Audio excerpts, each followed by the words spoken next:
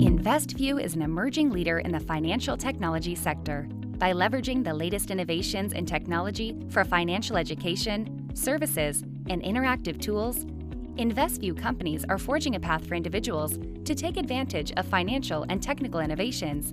InvestView subsidiaries include Kuvera, individual financial education and cost-saving tools for individuals worldwide; Safe Management, trade advisory services for those who lack the time to trade for themselves; Apex Tech offers the revolutionary Apex program, which is a passive income model for those who seek to purchase assets that will generate monthly cash flow; Safe Tech, deploying next-generation processing technologies for AI, data mining, and blockchain technologies.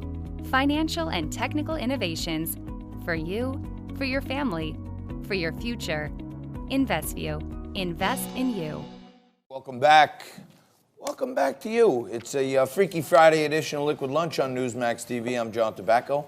Coming today as we do every day, noon to 2 Eastern from the Question Tequila Studios. Today we got a little extra stuff from our good friends over at AWPR. They sent us down some Vesica vodka, so we'll be sampling that a little later in the show. The Dow has made a wondrous recovery.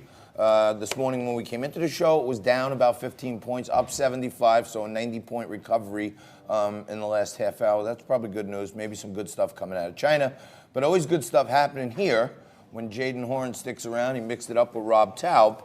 And now, Jaden, you write for Metropolitan Magazine. You did a wonderful piece going back a couple months ago on the First Lady, Melania Trump. Now you followed it up recently with another great piece on Andrea Catsimatidis. She's the New York City Republican Party county chairperson. She's also the daughter of John Catsimatidis, self-made billionaire who owns the Red Apple stores and now just bought WABC Radio. She must be an interesting person. Tell us about what you found out about Andrea in this. Yeah, absolutely. You know, Metropolitan Magazine is always looking for people who are kind of bold and people who are breaking kind of barriers. And so, you know, the publisher Chase Backer said, "Look, we need to absolutely choose AJ."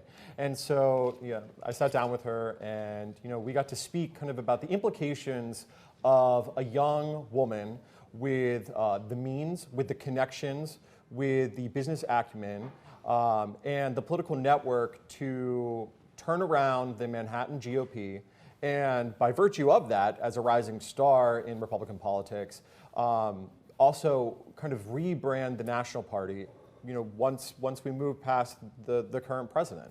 And so our editor, Adam Kluger, got to do a long-form interview with her and really dive deep into, you know, what exactly her vision is for the Manhattan GOP and really ultimately the party nationwide.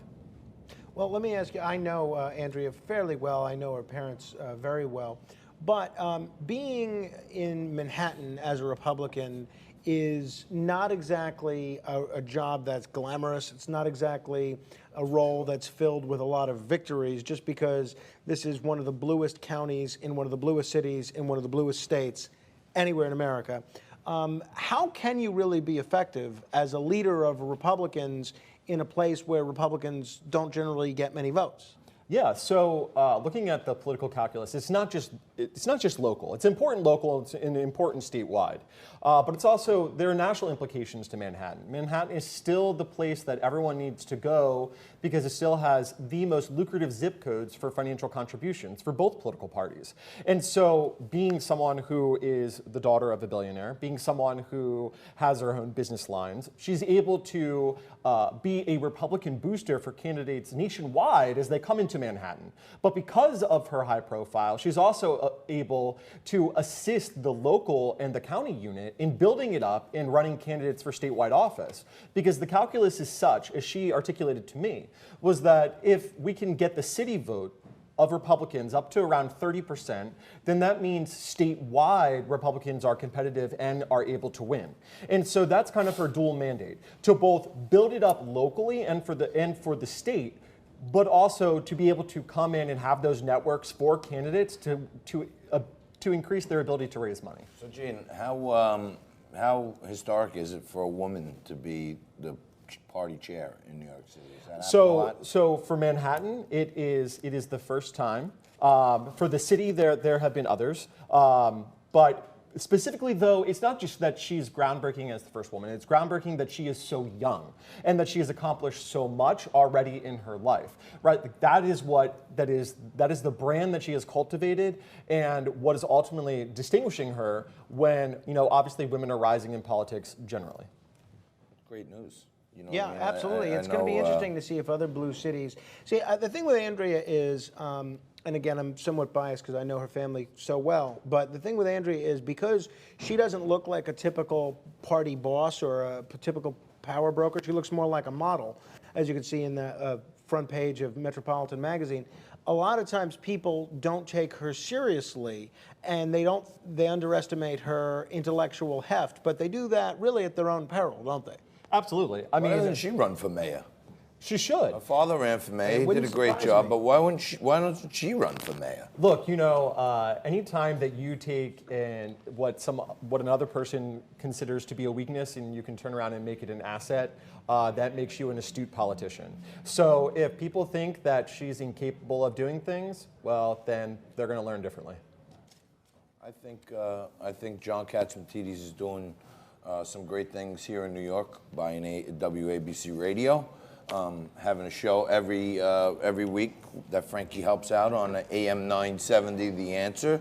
So if you think Frank's been a little too nice, you might want to know that he works with That's John. right. So I'm just giving full disclosure here. But all these observations are probably an understatement to the accomplishments Andrea Catsimatidis has had. And like Jaden said, being the first woman in New York City, Manhattan is pretty much known as the capital of the world.